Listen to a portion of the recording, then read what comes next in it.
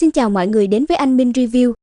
Cuối tập trước, sau một hồi chật vật mà vẫn không tiêu diệt được đám phệ khí nhĩ và hỏa luyện trùng của Tần Trần, không những thế lại còn bị đám côn trùng này điên cuồng gặm nhấm chân nguyên hộ tráo, làm cho Hàn Băng Vương cảm thấy chân nguyên của bản thân sắp không đủ để duy trì hộ tráo này nữa. Đối mặt với nguy cơ, lúc này Hàn Băng Vương đành phải cầu cứu Vô Song Vương giúp đỡ. Vì Long Nguyên Vương triều và Nguyên Đế Vương triều quan hệ cực kỳ thân thiết, thế nên khi nghe Hàn Băng Vương nói vậy, Vô Song Vương liền nhảy ra trợ giúp ngay. Nhưng Tần Trần đâu cho Vô Song Vương cơ hội để giải cứu Hàn Băng Vương được, hắn liền quay sang bảo Huyết Thủ Vương tiến lên ngăn cản Vô Song Vương lại. Tần Trần vừa dứt lời, thì Huyết Thủ Vương liền lao ra chắn trước người Vô Song Vương, cười hắc hắc nói: "Vô Song Vương, đây là chuyện giữa Hàn Băng Vương và Tần Trần, ngươi mà xuất thủ thì không phải có chút quá phận chứ?" Bị Huyết Thủ Vương cản đường, làm Vô Song Vương tức giận không thôi, thế là hắn liền gầm lên quát lớn: "Huyết Thủ Vương, ngươi muốn làm cái gì? Chẳng lẽ muốn cùng ta là địch sao? Nếu còn không mau tránh ra, thì ngay cả ngươi ta cũng giáo huấn." Vừa nghe được lời này, khuôn mặt còn đang tươi cười của Huyết Thủ Vương đột nhiên trầm hẳn xuống, lửa giận trong lòng hắn liền bùng phát.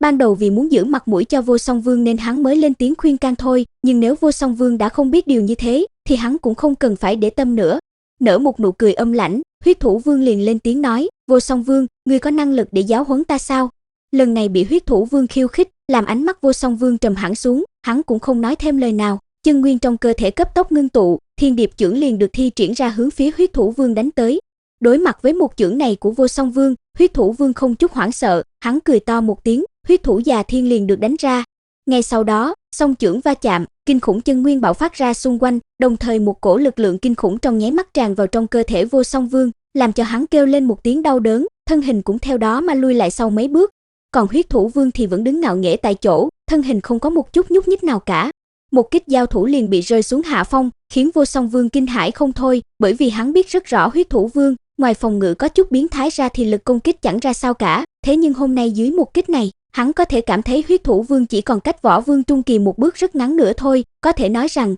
hiện tại Huyết Thủ Vương đã là người mạnh nhất trong số những người ở đây rồi. Về phía mấy tên võ giả khác, khi thấy Huyết Thủ Vương một chưởng đánh lui Vô Song Vương, khiến cả đám đều phải trợn mắt há mồm mà nhìn, không một ai ngờ tới thực lực của Huyết Thủ Vương lại mạnh như vậy. Trong khi mấy người này còn đang kinh ngạc về thực lực của Huyết Thủ Vương, thì ở một bên khác, do trúng tinh thần công kích của Tần Trần, thế nên trong nhất thời, Hàn Băng Vương không kịp điều động chân nguyên để bổ toàn lại hộ tráo, mà nhân cơ hội đó, đám phệ khí nhĩ và hỏa luyện trùng kia cấp tốc chui vào, đem áo bào trên người hắn trong nháy mắt gặm nhấm sạch sẽ, làm lộ hẳn ra nội giáp ở bên trong. Thế nhưng nội giáp kia cũng không thể bảo vệ được Hàn Băng Vương được bao lâu, vì ngay sau đó, dưới vô số linh trùng gặm nhấm, trên nội giáp đã xuất hiện rất nhiều vết rách. Không còn nội giáp bảo vệ, Hàn Băng Vương liền bị đám linh trùng này gặm nhấm đến da thịt, đau đớn truyền đến làm hắn gào lên một tiếng thảm thiết. Biết lúc này bản thân đã không thể nào đánh lại được Tần Trần, Hàn Băng Vương vội vàng gào lên nói: "Ta buông bỏ quan cầu này, bỏ qua cho ta đi." Tần Trần nghe vậy thì khóe miệng hiện lên nụ cười lạnh, không vì lời nói đó của Hàn Băng Vương mà thu hồi phệ khí nhĩ và hỏa luyện trùng lại.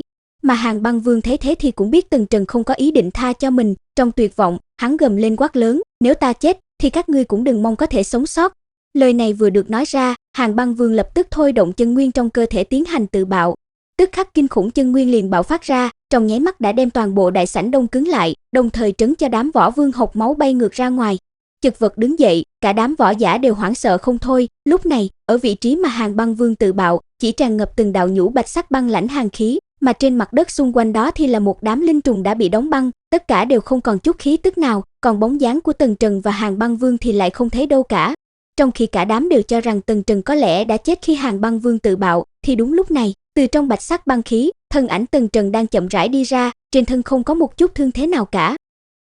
Đến đây cũng hết nội dung của tập này rồi, xin chào và hẹn gặp lại mọi người trong video tiếp theo.